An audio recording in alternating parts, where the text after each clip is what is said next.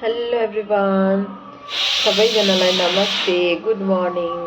सबैजनालाई कस्तो हुनुहुन्छ हजुरहरू? आज चाहिँ भने म भेजिटेबल कट गर्दैछु लन्चको लागि हो। हजुरहरूको ब्रेकफास्ट भयो कि भएन? म त भर्खर अब त्यस्तै हो, परदेशमा त ढिलो उठाइ हुन्छ हो, बेलुका पनि ढिलो सुताइ हुन्छ नि त। गाउँघरमा त्यति बेला लन्च खाने टाइम हुन आँट्यो। हाई साथीहरू, हेर्नुहोस् न यो के भन्छ तपाईँहरूकोतिर? हाम्रोतिर चाहिँ चटेला भन्छ, तर यहाँ चाहिँ कोन्टेला भन्दो रहेछ। कोन्टेला मलाई चाहिँ एकदम मनपर्छ यो।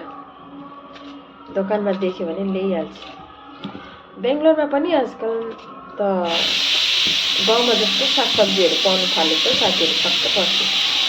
मेरो हस्बेन्डले भन्नुभएको चाहिँ यहाँ बेसी नेपालीहरू देखेर त्यो बिक्नु थालेको अरे सागहरू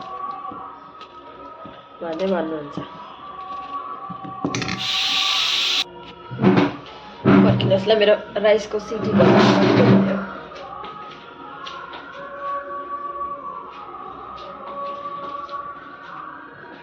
राइस पाक्यो।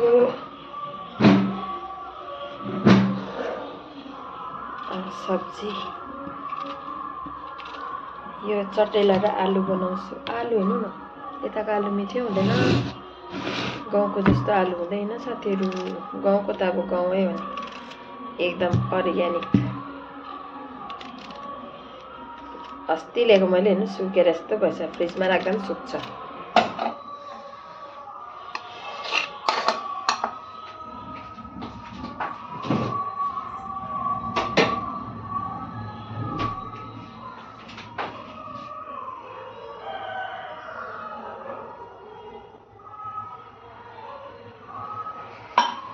लसुन अदुवाको चाहिँ पेस्ट बनाएर राखेको थिएँ कि म, तर मलाई चाहिँ हातले खुद बनाएको मनपर्छ साथीहरू। त्यो रेडिमेड पाउँछ नि, मन पर्दैन। अनि मिक्सीमा पिसेको मन पर्दैन मलाई।